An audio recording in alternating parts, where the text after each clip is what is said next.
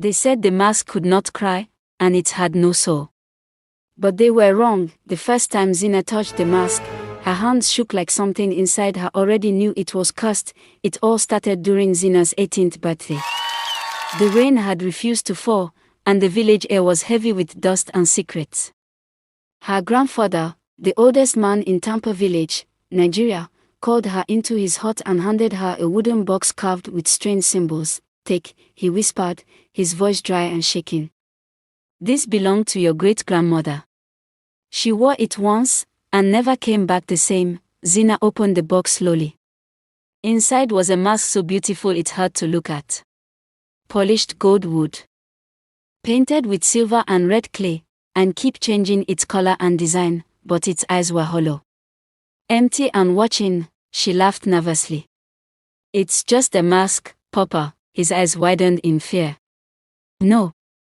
It's never just a mask." That night, curiosity dragged Zina out of her bed. She lit a candle, held it close, and stood in front of the mirror. Something about the mask called her name.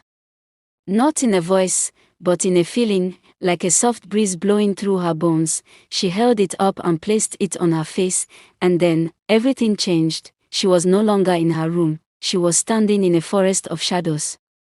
Children were crying. Women were screaming. A man with no mouth was crawling towards her, his eyes bleeding. Everywhere she turned, there were people trapped inside walls of smoke, begging her to take off the mask, but she couldn't move, she was frozen. Inside the mask, back in the real world, her body stood up by itself. Zina was no longer in control. By morning, the entire village knew something was wrong. Because Zina was walking around barefoot, speaking in voices not her own. Her mother cried and held her, but Zina only stared ahead, whispering names of people who had died years ago. She said things she couldn't have known, and described how her grandmother drowned in a well nobody ever found. She told her neighbor about the abortion she had kept secret for 15 years, also told a man that the child he raised was not his own. Then she laughed. Not like Zina, but like something ancient and cruel. Flashback to the first victim. Long ago, in 1980, the mask was made by a lonely carver whose only child went lifeless. He poured his pain, anger, and spirit into the wood. He believed that if he created something powerful enough, he could trap his grief inside it, and he succeeded, but the grief didn't stay quiet. Each person who wore the mask was possessed by a voice from the past, either their own pain or someone else's. And each time, the mask grew stronger. Back to Zina, her family locked her inside the house. But at midnight, she began to scream, not in fear but in laughter. By morning, she was gone. The door was broken from the inside. On the floor was a message, written by Zina. "I was only the beginning," said the message. A year later, London, a young Nigerian student named Dyke walked into a charity shop in East London. He found a strange old mask on the dusty shelf. It looked handcrafted, with African patterns he couldn't quite place. He bought it for $10. Ike held the mask in his hands, standing outside the charity shop on Lewisham High Street. The shopkeeper had said, "Take it. And give me any amount you like," and the way she looked at him, as if she was relieved to let it go, made his stomach feel heavy. He turned the mask over again. It looked ancient. African. Something about it reminded him of his late grandmother in Wako, how she used to tell him stories about spirits who never sleep, and about objects that should never be touched. He smiled to himself. Just an old mask. What could go wrong? That night, DK placed the mask on his desk in his small one-room student flat. He was studying architecture at a London university, and barely had time to breathe, let alone believe in superstitions. He made noodles, played music, and FaceTimed his mother in Nigeria. "Mommy, I found something strange today," he said, turning the camera to show her the mask. Immediately, her smile disappeared. She crossed herself and shouted, "DK, don't play with such things. Where did you get that?" DK laughed. "Relax. It's just art." "No," she whispered. "That's not art. That's trouble." She ended the call, Midnight came quietly, but the silence was loud. DK woke up sweating. The room was cold. He looked at the mask on the desk. It was no longer there. It was on the floor, facing him. He sat up and then he heard a whisper. Not in English or Igbo, but he understood it. Put me on. Let me show you the truth. Against every part of his being, DK stood up. His hands moved as if they no longer belonged to him. He picked up the mask and wore it. Suddenly, he was no longer in his room. He was standing inside a burning compound in Wako. His cousin was trapped under a beam. His father was shouting, and his baby sister was crying. DK screamed and tried to run to them, but invisible hands held him back. Flames roared. Then everything turned black. When he opened his eyes, he was back in his flat, but the fire was still burning inside him. He ran to the mirror. His eyes had changed. One was red, the other black. He opened his mouth to scream, but another voice came out. My name is Bambi. I was uplift for loving the wrong man. DK was no longer alone. A spirit was inside him, an old one. A broken woman. Each night, she showed him her pain, how her village accused her of witchcraft. Because she refused to marry the chief, how they tied her to a tree, poured oil on her, and lit the fire, and how she unolived with her eyes open, cursing everyone who watched in silence. Dyke stopped going to class. He started walking the streets at night.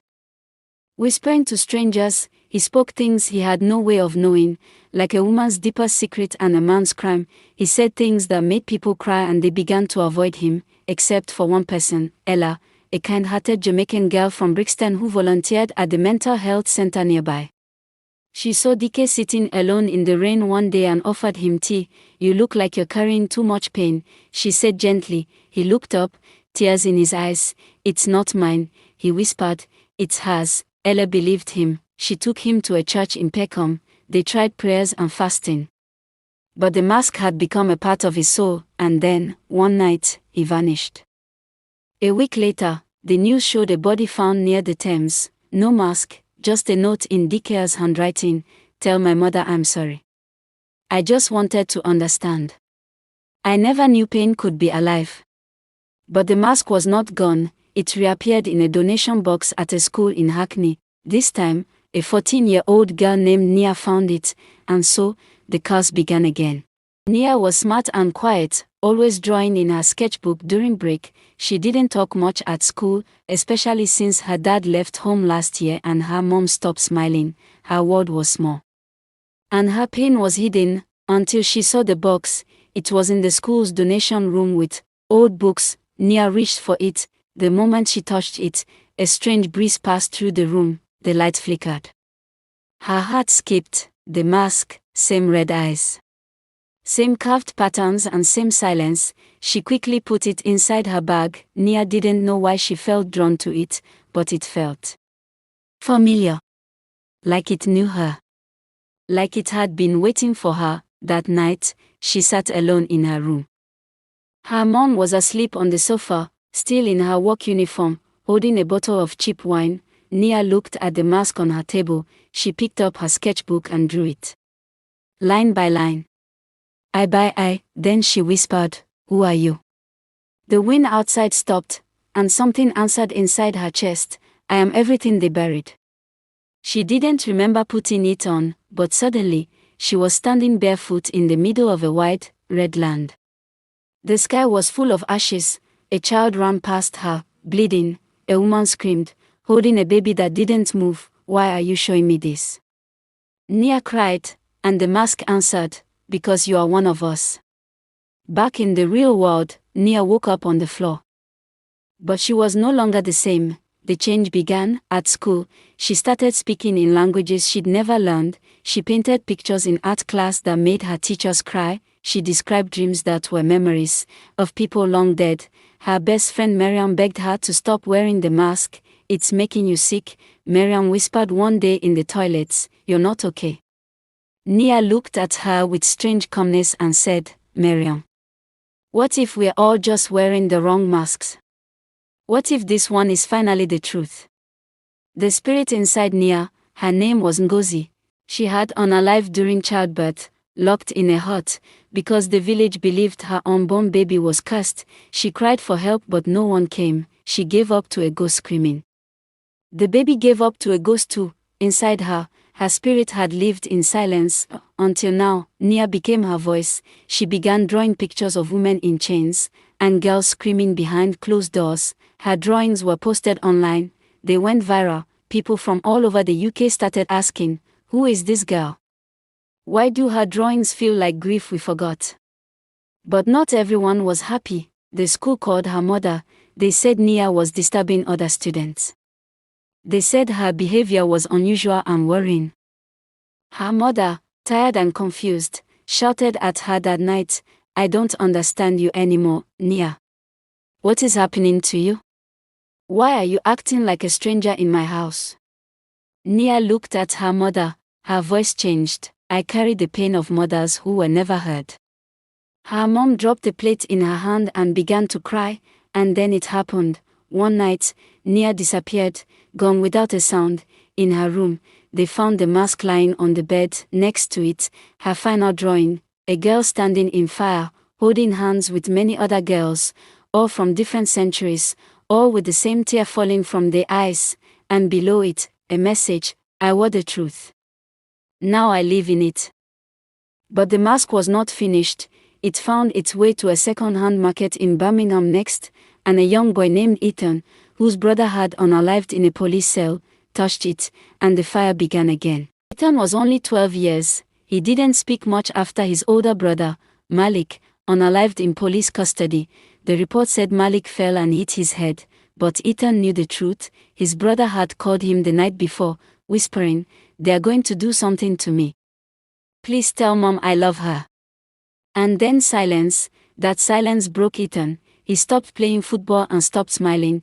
He stopped being a child, until the day he found the mask. It was on a small table at the Sunday car boot sale in Birmingham. Rain was just beginning to fall.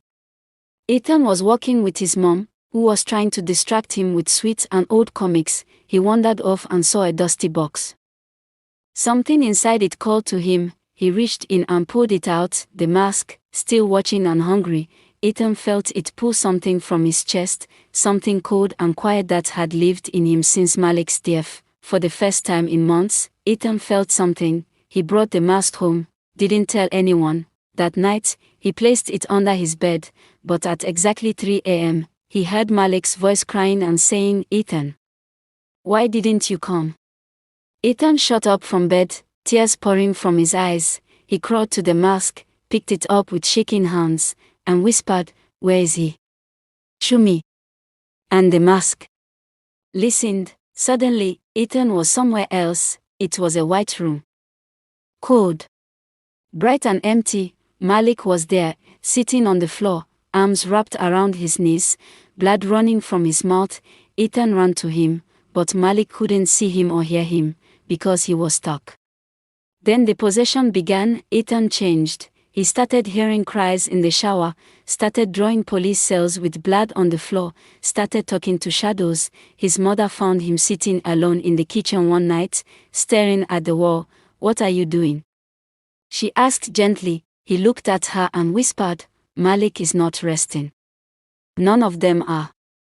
The city began to notice. Ethan began writing names on the school chalkboard, names of black boys who had unalived in the custody, names no one had taught him. One teacher tried to punish him. He looked her straight in the eye and said, "Why are you scared of ghosts when you created them?" Soon, local newspapers picked up his story. 12-year-old claims to speak to the dead.